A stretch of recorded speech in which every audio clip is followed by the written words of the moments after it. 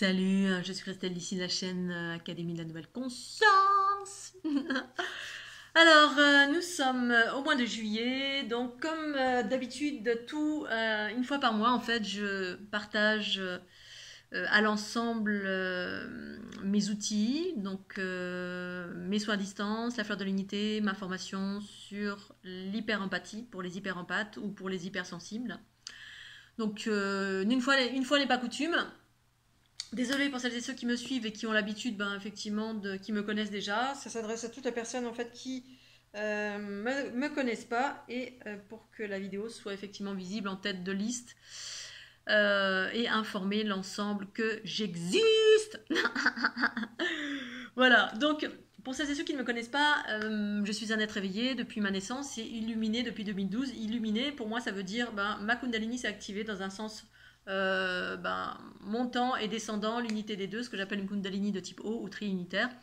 Et à partir de là, j'ai commencé à percevoir une géométrie qui me composait, qui composait l'universalité de tout ce que nous sommes, de tout ce qui est, en fait tout ce qui existe, est composé d'une géométrie avant de s'incarner, et que d'une façon générale, cette géométrie était altérée, et qu'en fait, pour aller vers son unité, le bien-être, la régénérescence, l'abondance, la joie, la vitalité, etc., il fallait effectivement rééquilibrer cette géométrie en soi. Et donc c'est à partir de là que j'ai commencé à illustrer cette géométrie, parce qu'en fait c'est ce que j'ai vécu pendant ces 6 mois, pendant mon tour du monde, où cette Kundalini s'est activée. Ça a commencé par des mouvements spontanés auxquels je me suis adonnée en totalité, parce que lorsqu'on est disponible et puis qu'on est là pour l'éveil de l'humanité, enfin pour son propre éveil d'abord, mais effectivement je m'adonnais à des pratiques méditatives, et par là des mouvements spontanés ont commencé à s'animer. Et puis ce qui m'a permis à un moment donné de percevoir mon corps comme une géométrie. En fait j'étais une géométrie. Oh tiens, c'est rigolo. Alors pas une géométrie à l'extérieur de moi, mais à l'intérieur, puisqu'il m'a permis ensuite de voir à l'extérieur que tout était composé de ça, et ça expliquait la télépathie, l'émission-réception, ça exprimait et ça expliquait tout simplement tous les process empathiques, l'absorption, la transformation, ça expliquait une multitude de choses et comment cette géométrie était altérée. Et dans ce contexte-là, effectivement, je propose des soins à distance via ces mouvements spontanés qui ont abouti vers une montée de Kundalini, ce qu'on appelle une montée de Kundalini. Mais pour moi, les mouvements spontanés font partie intégrante de cette Kundalini parce que je l'utilise pour des soins à distance. Et pour tout à chacun qui a des mouvements spontanés, si tant est que vous soyez équilibré dans vos polarités, c'est-à-dire on vit des mouvements spontanés et on a la conscience de ce que l'on vit. C'est-à-dire, moi, quand je vivais ces mouvements spontanés, je savais à quoi ça correspondait, parce que d'une part, je voyais, je voyais, ah tiens, et puis je me suis mis à dessiner des dessins, et ensuite à percevoir, la géométrie qui me composait, et à percevoir que quand je faisais tel mouvement, ou tel mouvement, ou tel mouvement, ou tel mouvement, comme ça, je voyais ce que ça faisait en moi, et comment ça rééquilibrait cette géométrie qui était effectivement déséquilibrée, et ce qui fait qu'on fonctionne tout tordu, c'est-à-dire qu'on ne fonctionne pas sur nos pleins potentiels. Et ces pleins potentiels, c'est quand on fonctionne à partir de la conscience universelle en soi, unie au corps, c'est-à-dire l'énergie vitale, quand on nettoie et que ces mouvements spontanés visent à nettoyer, entre autres, ça fait une multitude de choses et ça permet ensuite le déploiement de cette conscience universelle qui s'inscrit dans cette transition, ce renouveau, ce que j'appelle l'être universel, qu'on est en train de déployer en nous, pour nous, par nous ou par d'autres process. Moi, ça s'est fait tout seul par moi-même. Enfin, par moi-même, j'ai cheminé, j'ai certainement rencontré plein de gens ou des lieux sur lesquels je suis allée, notamment pendant mon tour du monde, je suis allée dans des lieux précis, qui effectivement a eu pour don d'activer cette Kundalini, ces mouvements spontanés, et que maintenant je transmets à l'ensemble via les soins à distance et via les ondes de forme de la fleur de l'unité, les programmes vidéo à regarder et qui viennent faire exactement la même chose que moi j'ai vécu par moi-même, qui est le fruit de mon travail assidu pendant de nombreuses années.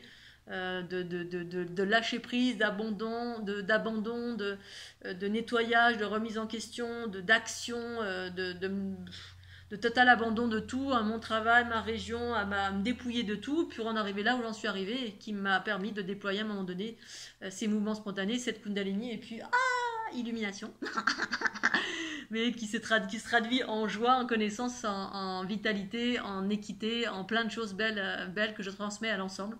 Et donc dans ce contexte-là, je propose ces soins à distance, les soins kundaliniens, via mes mouvements spontanés, qui me permettent de rentrer en état fusionnel avec la personne et d'interagir à partir de la géométrie de la personne sur laquelle j'interagis pendant l'espace d'1 heure. Donc ces soins, j'ai pas besoin d'avoir aucune information sur qui que ce soit, ça s'adresse à toutes les personnes qui veulent aller mieux, qui sont en développement personnel, qui ont une Kundalini active, qui ont des doutes, qui ont des doutes ou qui ont des mouvements spontanés ou qui ne savent pas ou qui ont une entrave, qu'elle soit physique, qu'elle soit énergétique, quelle que soit la chose, mais on est, bien évidemment, ça s'adresse à des personnes qui ont une ouverture déjà, hein, qui ont déjà une certaine sensibilité, parce que l'idéal, c'est de pouvoir ressentir un minimum l'énergie qui va circuler entre nous. Ça donne plus de poids, bien sûr, quand on ne sent rien, c'est pas évident. Pour autant, ça veut pas dire que ça ne fonctionne pas, mais ça veut dire que c'est peut-être moins évident parfois. Mais voilà, si vous avez un élan du cœur, un appel, si ça vous parle, l'unité, le bien-être, déployer la conscience, la joie, si tout ça, ça vous parle, eh bien, voilà, je propose ça, ça dure 2 heures. Je n'ai pas besoin d'avoir d'infos, ni de photos, ni rien. J'ai juste, voilà, juste un premier contact par mail. Vous m'envoyez un petit mail.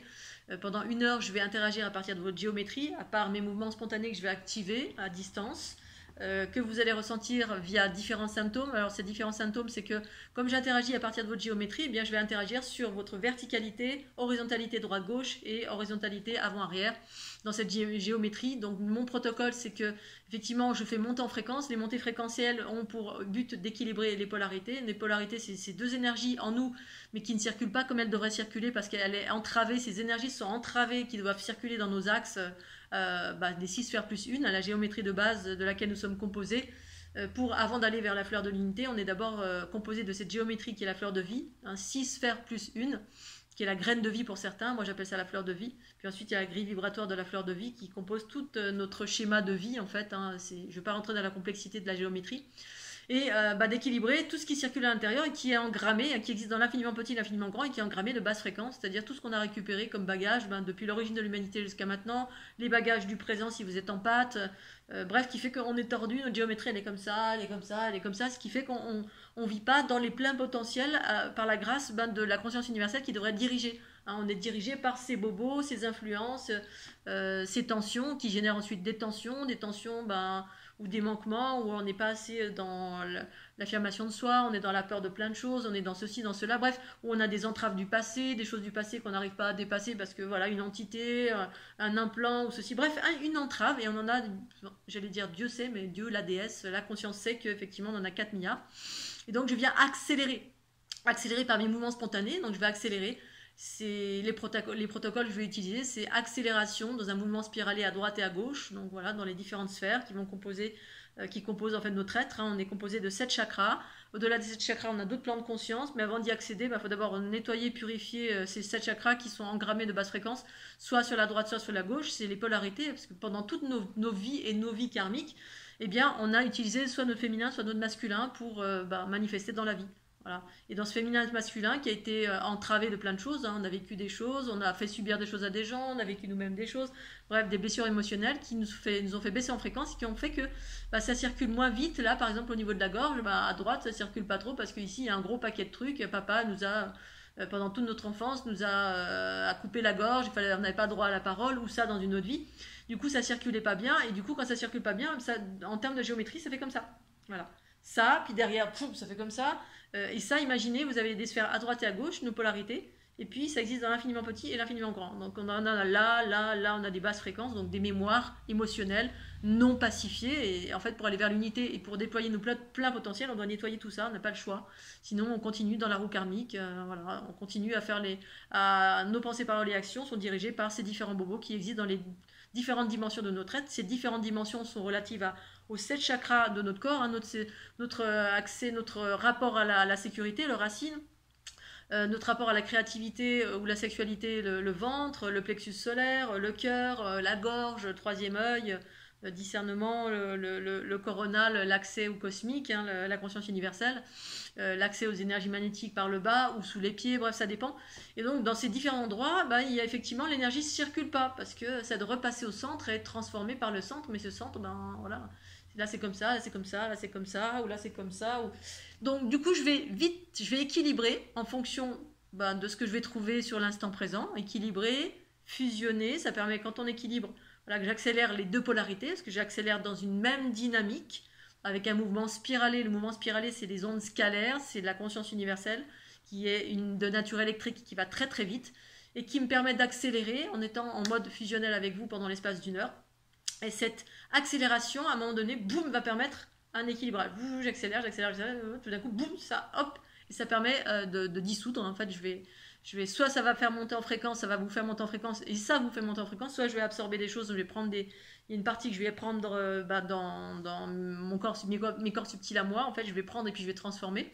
Et puis ça va justement vous libérer de mille et une façons, mais ça dans l'espace d'une heure, de là où vous en êtes, hein, ça va interagir là où vous en avez besoin, l'espace d'une heure. Donc du coup, ça va, vous allez sentir potentiellement les mouvements ascendants et descendants en vague, ou potentiellement vous allez peut-être sentir aussi des sphères qui vous entourent en termes d'amour. En fait, ça dépend ce que ma Kundalini va interagir, ce sur quoi elle va interagir pendant l'espace d'une heure, parce qu'elle interagit là où ça a besoin d'être interagi. Et peut-être c'est pas forcément en adéquation avec vos attentes. Pour autant, vous pouvez mettre un focus sur ce que vous souhaitez voir s'ouvrir en vous. Mais voilà, vous aurez un petit protocole que je vous enverrai, auquel cas, si vous prenez rendez-vous avec moi. Donc pendant une heure, je procède à ces accélérations. Donc pour moi, c'est du sport. La première heure, elle est énergétique. Vous êtes tranquille en mode méditatif, allongé, en mode réception tant que faire se peut, en mode confiance, réception, en écoutant vos pensées, ce qui se passe dans les pensées et ce qui se passe dans le corps. Voilà, parce qu'on est à même de ressentir ces mouvements, normalement, au picotement, au mouvement. Ou si vous avez une prédisposition à être médium, parce que des fois on pense qu'on n'est pas médium, en fait on est tous des médiums, on est tous des guérisseurs, on a tous des perceptions, sauf que on s'attarde pas souvent là-dessus. Et puis quand on est pendant une heure tranquille en mode réception, du coup on est à même parfois à ressentir, parfois non, mais parfois oui, la plupart du temps les gens ressentent. Et donc, ces montées fréquentielles qui vont venir soit activer si vous avez déjà une Kundalini active, ça va activer un petit peu plus. Bref, en harmonie avec moi, avec mes fréquences, tout simplement. La première heure, c'est comme ça. Ensuite, la deuxième heure, tout simplement, alors d'un point de vue fréquentiel, ça va être verbal. La première heure, vous êtes tranquille avec vous-même, mais on est en connexion énergétique. La deuxième heure, on est au téléphone. Je vous appelle au bout d'une heure. La première, pour le top départ, je vous appelle, hop, vous êtes prêts, je raccroche, je commence mon flux, mon travail énergétique. Au bout d'une heure ou un peu plus, je vous rappelle, et puis là, on partage. Je vais vous expliquer exactement ce que j'ai fait et si j'ai eu de l'information. Parfois j'ai de l'info, parfois j'en ai pas. Quand je dis information, ça veut dire que en mode médiumnique, parfois je vais avoir de l'information, c'est-à-dire ma conscience va me dire tiens là ce truc énergétique c'était ça, et parfois non. Parfois il n'y a pas besoin de savoir. Parfois il n'y a pas d'information parce qu'il y a juste une montée fréquentielle, ça a fait ce que ça a fait. Parfois il n'y a pas d'information aussi parce que vous êtes déjà médium et vous allez avoir vous-même vos propres informations. Bref, il y a différentes raisons au fait de vous communiquer de l'info ou pas. Il y aura de l'information du protocole là où j'interagis, que ce soit là, la gorge, le cœur ou là. Et parfois il y a l'information relative à en gros paquet, hein. Si on a un gros truc qui nous gêne, parfois je vais avoir de l'info parce que c'est nécessaire de l'avoir, mais c'est pas toujours nécessaire de l'avoir pour évoluer vers les hautes fréquences, en tout cas pour s'équilibrer et fusionner et nettoyer ce qui a besoin d'être nettoyé. Et en fait tous ces nettoyages génèrent également des descentes d'énergie cosmique. Les descentes d'énergie cosmique, c'est des bouts de conscience universelle qui, à force de nettoyage d'un certain plan de votre conscience, va permettre à cette conscience cosmique, qui sont des bouts de votre soi, en fait, c'est pas le soi ne descend pas d'un coup. Ça descend de votre propre conscience universelle qui correspond à vos plans de conscience, donc les chakras qui sont au-dessus de votre tête et sous vos pieds, et ça vient s'ancrer dans le ventre. Et ça se fait plus ou moins de façon importante selon les lourdeurs qui sont rencontrées ou là où vous en êtes, selon le travail que vous avez fait sur vous, selon ceci. Bref, il y a plein de circonstances qui vont faire que ça va être plus ou moins important. Les descentes d'énergie cosmique qui permettent de déployer de la conscience. Parce que c'est pas d'un coup d'un seul, c'est graduel, la conscience qui vient s'ancrer dans le ventre. Ensuite, la deuxième heure, on s'appelle, et puis là je vous relate tout ce que j'ai fait, je vous fais écouter l'enregistrement, parce que j'enregistre tout ce qui se passe pendant une heure, et on écoute ensemble, et ensuite on partage. Donc dans ce partage, il y a les réponses si vous avez des questions, il y a potentiellement un accompagnement si vous avez des questions d'un autre ordre, hein, si vous avez quelque chose, un blocage dans votre vie, voilà, ou quelque chose ou verbaliser ce pourquoi vous êtes venu, parce qu'en général il n'y a pas besoin de verbaliser, j'interagis là où il y a besoin d'être, où ça a besoin de travailler. Mais si vous avez besoin de verbaliser, je peux. Si vous avez besoin de réponses à vos questions, je peux accompagner verbalement, et ça c'est pendant la deuxième heure. L'accompagnement verbal, effectivement c'est ma conscience qui répond à vos entre guillemets problématiques, si tant est qu'il y a une réponse à apporter. Voilà, donc c'est une forme d'accompagnement, d'éclairage, si vous avez besoin d'éclairage sur des espaces de votre être pendant la deuxième heure. Voilà, donc ça c'est les soins à distance qui s'appellent les soins kundaliniens, qui sont en prix libre et conscient. Alors la notion du prix libre et conscient, ça ne veut pas dire que ça n'a aucune valeur. Je redonne toujours une définition qui, à mon sens, que j'appelle la définition matriarcale, c'est-à-dire la définition à partir de la conscience universelle. Qui dit libre, pré-libre conscient, ça veut dire pour moi que c'est quelque chose qui est inestimable. En fait, on est dans une culture profondément patriarcale qui est en train de se modifier. Le patriarcat, la valeur d'une chose est en lien avec la matière, est en lien avec l'argent. En fait, on relie tout à l'argent, tout. Donc la personne qui a beaucoup d'argent, elle est très importante, elle a beaucoup d'abondance, donc elle est très importante, très influente, elle magnétise, elle attire tout à elle, c'est super.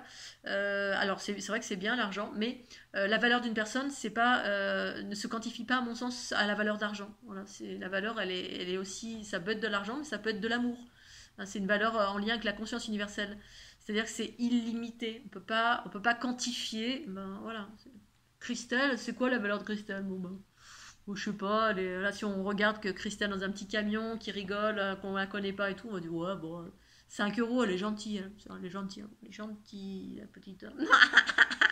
Voilà, quelqu'un qui me connaît pas, de prime abord, qui me voit me marrer dans la rue ou quoi, ou on peut dire oh elle est gentille, c'est Lola. Voilà, et on peut donner une valeur comme ça, vénale, une valeur d'argent. Sans connaître une personne ou alors on a identifié, on a créé une norme, c'est toujours pareil, hein, le patriarcat crée des normes pour valider la valeur des gens à travers justement la notion d'argent. Voilà, cette chose elle est chère, donc elle a de la valeur. Oh, ta toile elle vend 100 000 euros, elle est magnifique, hein, il y a un trait comme ça au milieu de la toile, oh là là, 100 millions d'euros. Voilà, parce que les êtres humains sont axés essentiellement sur les valeurs d'argent et non pas les valeurs d'amour ou les valeurs de conscience qui sont inestimables, illimitées, où il n'y a pas de limite.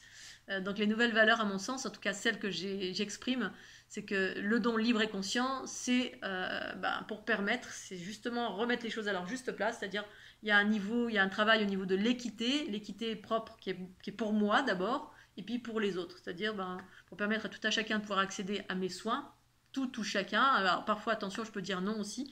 Je m'accorde le libre accès à dire oui ou non pour les personnes qui viennent vers moi, parce que parfois, souvent, je sens en fait quand ça va pas être ok, quand quelqu'un va venir me voir, mais c'est pas pour les bonnes raisons, je peux dire non.